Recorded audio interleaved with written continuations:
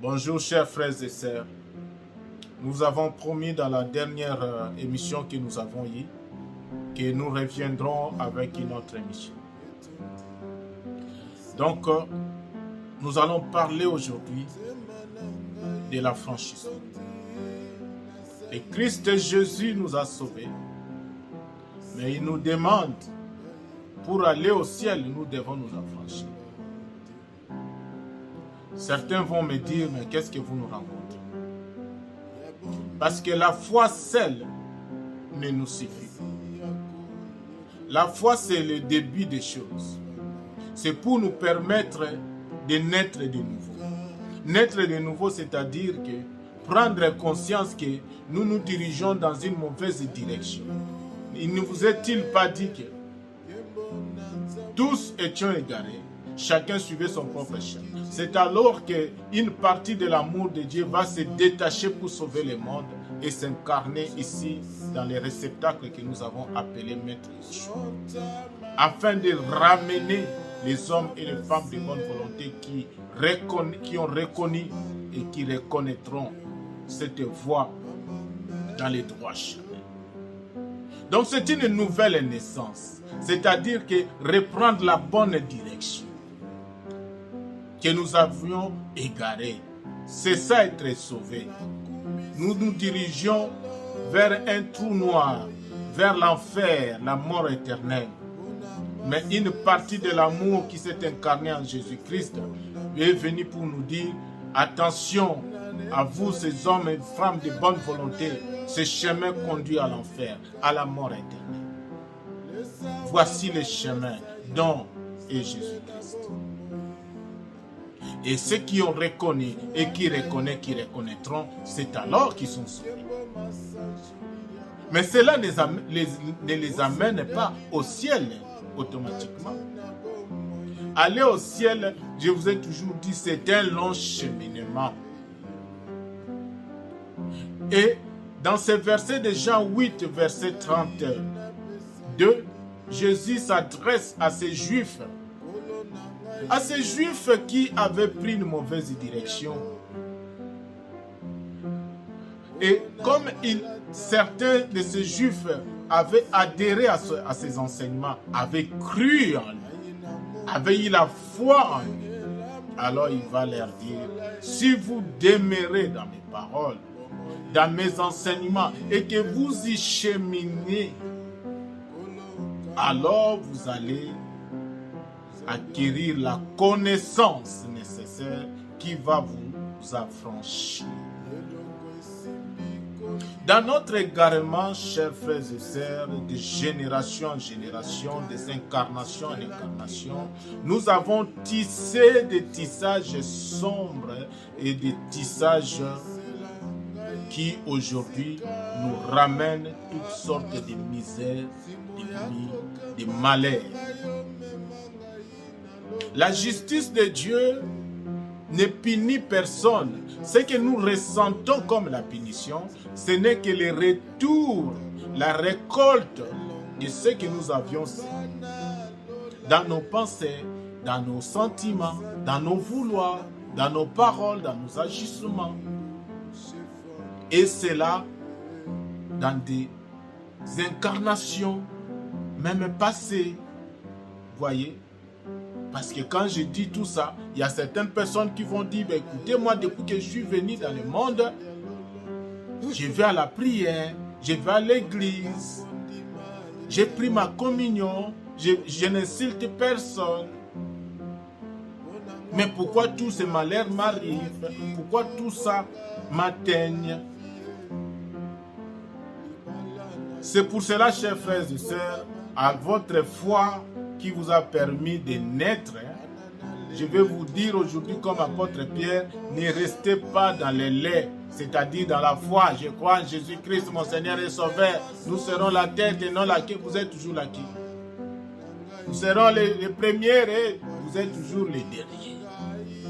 Et à l'échelle individuelle, familiale, nationale, toujours les derniers. Jésus-Christ dans la bouche. C'est bien, j'encourage la foi à ceux qui n'ont pas encore eu la foi, mais j'encourage à ceux qui ont cru en Jésus-Christ de pouvoir parvenir à la connaissance. Seule connaissance va vous affranchir. La connaissance de quoi? De la vérité. La vérité, c'est la parole de Dieu qui a créé toutes choses depuis les sommets jusqu'à la graine de poussière de la terre ici-bas. Et laquelle parole est Dieu? C'est-à-dire que Dieu, dans son action, dans son agissement, comme l'unique force et l'unique vie, se trouve dans la création entière. Et aimer Dieu, connaître Dieu, ce n'est possible que dans l'expérience vécue que l'être aimé est en train de faire. Cette expérience qu'il est en train de faire dans l'espace qui lui a été accordé, que nous appelons le pays, la nation, c'est là où vous allez comprendre que aimer Dieu, c'est aimer son pays. Parce que Dieu se trouve dans cette portion de terre qui nous a été donnée. En d'autres mots, ce n'est que dans l'expérience que nous menons les uns vis-à-vis des autres dans ce pays, selon que nous utilisons toutes ces potentialités que Dieu nous a données, que ce soit la faune, la flore, tout ce qui se trouve, que nous allons nous élever, nous ascensionner. Et c'est là où tout ce qui vous est devenu des slogans, que nous allons être la tête, nous allons être bénis, nous allons prospérer, vont devenir des réalités. Que ce soit sur le plan matériel, jusque dans des dimensions spirituelles. Mais pour cela, nous devons cesser d'être enfants. Un enfant, il est ignorant. Il ne diffère pas d'un esclave. Nous devons parvenir à la connaissance. La connaissance de ce qui nous a été donné. Voyez, aujourd'hui nous prions.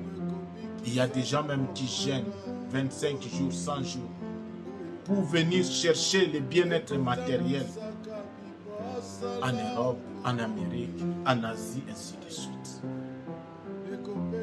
Parce que nous avons négligé l'amour de Dieu au niveau matériel. C'est-à-dire l'amour de Dieu, aimer Dieu au niveau matériel. Cet amour qui nous donne la connaissance de la faune que Dieu nous a donnée au Congo, de la flore que Dieu nous a donnée au Congo. Vous allez comprendre que si nous avions fonctionné dans ce sens, si nous avions arrivé à cette maturité, nous aurions développé une science qui aurait mis en valeur, qui aurait mis à disposition des hommes et femmes congolaises et de tous ceux qui viennent au Congo, toutes ces potentialités qu'il y a dans la forêt équatoriale, qu'il y a dans le fleuve Congo, qu'il y a dans les airs congolaises. Au lieu aujourd'hui de devenir des réfugiés partout dans le monde. Et on se croit être un grand bishop aujourd'hui parce qu'on va prêcher en Europe, on va prêcher en Asie, en Amérique. Et ça, c'est n'est pas aimer Dieu, c'est ignorer l'amour de Dieu.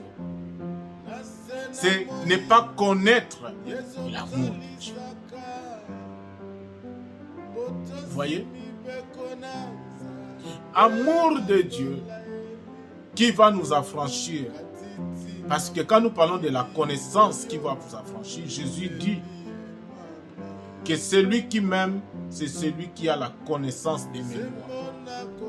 Il dit, il va garder mes commandements. On garde les commandements au travers de la connaissance. Et la connaissance ne peut être que par l'expérience vécue. Et aujourd'hui, cette expérience vécue, nous allons le vivre au quotidien. Vis-à-vis de son frère et de sa sœur, congolaise, parce que je vais parler aujourd'hui, rester vraiment dans les limites de la nation congolaise, dans le contexte congolais, parce que j'ai une mission avec ce peuple. J'ai un travail à faire avec ce peuple. Et ces expériences, que ce soit dans les domaines du mariage, que ce soit dans les domaines professionnels, que ce soit dans les domaines sociaux, que ce soit dans n'importe quel domaine. Ce qui fait que si nous n'avons pas reconnu, si nous ne reconnaissons pas Dieu dans les expériences que nous vivons, avec cet homme que nous trouvons que c'est le diable en personne, avec cette femme que nous trouvons que c'est une diablesse en personne, avec tout ce qu'elle m'a fait, frère, avec ces autorités que nous pouvons qualifier de tous les noms aujourd'hui. Mais je vais vous dire, peut-être on viendra dans un autre enseignement, que ces autorités, en fait, ils ne reflètent que l'état des âmes des Congolais. Vous voyez?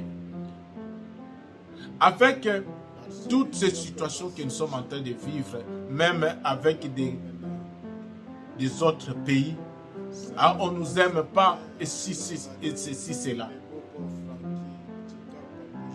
C'est le seul langage aujourd'hui que Dieu peut nous parler. Et c'est le seul moyen par lequel nous pouvons apprendre à connaître Dieu. Si nous n'arrivons pas à comprendre que l'amour de Dieu aujourd'hui s'adresse à nous au travers de cette situation difficile que nous vivons avec cette femme, avec cet homme, avec ses voisins, avec ses frères, avec toutes ces personnes que nous considérons nos ennemis. Vous voyez, c'est là où il y a la sagesse de la parole du Maître qui dit, vous devez aimer vos ennemis. Pourquoi le Maître nous demande d'aimer nos ennemis? Ennemis, c'est-à-dire que c'est une situation que nous vivons qui nous fait mal. Selon nos entendements, selon nos sentiments, nos émotions. Mais Dieu, pour le comprendre, pour avoir la connaissance de Dieu, il faut s'élever au-dessus de ce que nous ressentons au niveau physique. Le Maître nous demande qu'il faut aimer nos ennemis. Aujourd'hui, nos ennemis, des fois, ce sont des hommes avec qui nous vivons, l'homme avec qui nous vivons, la femme avec qui nous vivons. Nos ennemis aujourd'hui, des fois, ce sont nos enfants. Nos ennemis aujourd'hui, ce sont des fois nos autorités, c'est des fois nos voisins, c'est notre, peut-être, donc les patrons, c'est peut-être la personne avec qui on travaille. Mais Dieu nous parle au travers de toutes ces situations. Comment, quand nous allons comprendre que Lazare dans la vie n'existe pas? Pourquoi c'est moi qui est tombé sur cet homme? Pourquoi c'est moi qui est tombé sur cette femme qui me fait souffrir autant? Pourquoi c'est moi qui dois vivre une situation sociale aussi misérable? Pourquoi c'est moi qui dois vivre telle situation? Pourquoi c'est moi qui dois avoir un enfant handicapé? Pourquoi c'est moi qui dois avoir des fausses couches? Pourquoi? Que ce soit à l'échelle individuelle, familiale, à l'échelle nationale. Tant que nous n'allons pas nous poser toutes ces questions, tant que nous n'allons pas reconnaître Dieu dans toutes ces situations, nous ne pourrons pas nous affranchir. Parce que toutes ces situations que nous sommes en train de vivre, ce sont des retours de tout ce que nous avons signé.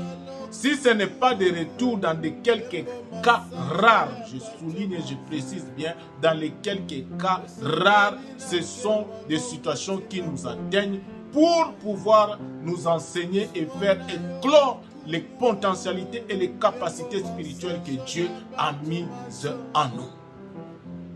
Et les repousser, les tourner le dos, les haïr, les chercher à échapper, à fuir, c'est tout simplement aggraver notre situation. C'est tout simplement un aveu d'échec.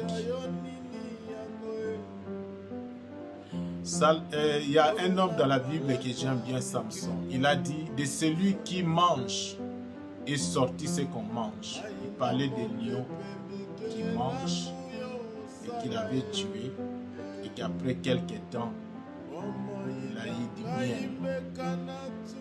Est-ce que vous avez compris la sagesse de cet homme? De cette situation qui vous mange, de cette situation qui est en train de vous oppresser, de cette situation que vous dites non, cet homme, si je reste avec lui, c'est ma mort. Cette femme, c'est... Non. Si je reste dans ce pays-là, c'est... Pour moi, donc, c'est fait. Non, c'est... Les collègues ici, non. Il faut que je lui fasse quelque chose vraiment, qu'il s'éloigne de moi pour lui. Ah non, il faut vraiment que je l'abandonne, qu'il souffre. De celui qui mange, qui vous mange, va sortir ce que vous allez manger, ce que vous allez, ce qui va vous nourrir et pour l'éternité. Et je vais clôturer par dire cette parole remplie de sagesse comme d'habitude de Maître Yoshua. Il dit, je suis venu à vous. Vous m'invoquez, Seigneur Jésus, Dieu, nous t'aimons, viens, parlez-nous. Mais je suis venu, je vous ai parlé. Vous ne m'avez pas écouté. Je suis venu même à votre porte, j'ai frappé. Et les gens vont dire, les croyants. Les croyants veut dire les enfants en esprit. Parce que la foi nous permet de naître de nouveau. Dans la foi, il faut ajouter la connaissance. Jésus leur dit, mais je suis venu. Dis mais comment? Mais oui, mais au travers de cette femme-là que tu disais que c'est une sorcière. Au travers de cet homme-là. Mais oui, c'est moi qui étais là. Oh. Au travers de ces prisonniers-là. De ces mendiants-là qui vous importunaient là. Mais c'était moi. Qui a reconnu Dieu dans tout ce que nous sommes en train de dire. Qui a reconnu Dieu dans ce que les prophètes ont annoncé. Qui a reconnu Dieu dans ce qui est, dans ce qui s'est dit. Aujourd'hui, nous devons reconnaître Dieu au travers des pandémies, au travers des catastrophes naturelles et qui vont s'accentuer de plus en plus. Il y a des gens qui attendent que le corona passe, que la vie redevienne comme elle était avant. Vous pouvez toujours réveiller. C'est que vous n'avez pas de vie spirituelle. Chers frères et sœurs, nous sommes à la fin des temps, je ne cesserai de vous les rappeler. C'est pour cela la refondation des notions chrétiennes avec Mbuta Makaya. Nous nous mettons debout pour servir de trompette, particulièrement à notre peuple congolais et pourquoi pas africain. Pour au moins les paix, nous savons et nous en sommes conscients. Des hommes et des femmes de bonne volonté qui veulent encore s'éveiller, qui veulent encore échapper à toute cette confusion. Vous connaîtrez la vérité, elle vous affranchira. Mais ne cherchez pas cette vérité en levant les yeux ignoramment, passivement dans les airs. Cherchez cet homme à la hollywoodienne avec des longues barbes, comme vous dit, qui s'appelle Dieu. Dieu se trouve dans sa création. Dieu se trouve dans la situation que vous êtes en train de vivre. Dieu se trouve dans cette personne que vous dites qu'il est votre ennemi que vous détestez, Dieu se trouve là-dedans. Il faut le reconnaître. Je ne suis pas en train de dire ici que nous devons accepter toutes ces situations misérables et nous soumettre. Mais je suis en train de vous dire que cherchez Dieu dans toutes ces situations et vous allez les trouver. Sinon, Jésus n'allait pas nous demander d'aimer nos ennemis. Nos ennemis, c'est aussi toutes ces situations que nous n'aimons pas.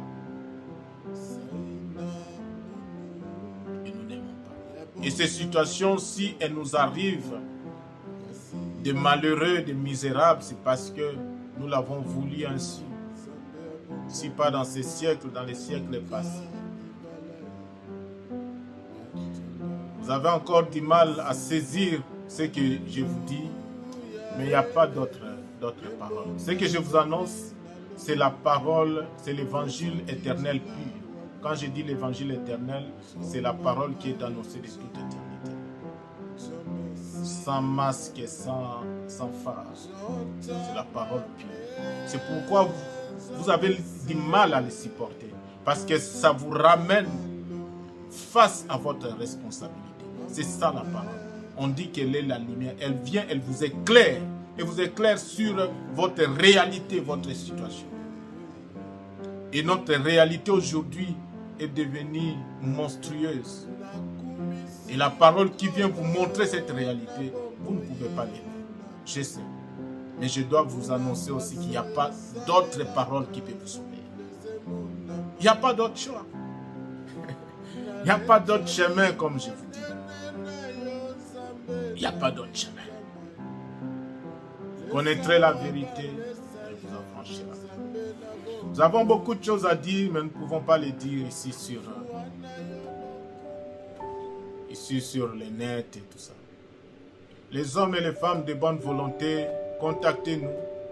On pourrait toujours entrer en profondeur comme Jésus faisait avec ses disciples. Mais voilà. Que Dieu bénisse l'Église. Mutamakaya, moi je vous salue et je vous bénis au nom de celui qui était, qui est et qui est venu, le maître de toutes choses, qui a tout créé et qui vient récolter maintenant les fruits de la vie de tout un chacun, les fruits de cette humanité qui est son champ. Gloire soit rendue au Très-Haut, Ingeta.